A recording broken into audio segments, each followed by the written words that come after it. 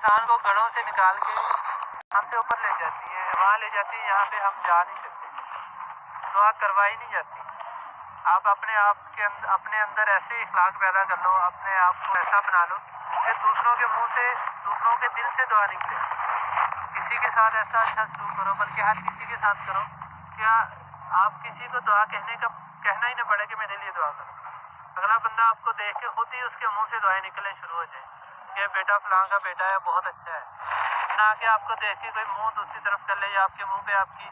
عزت افزائی کرے کہ آؤ جی چودھری صاحب، آؤ جی فلانے۔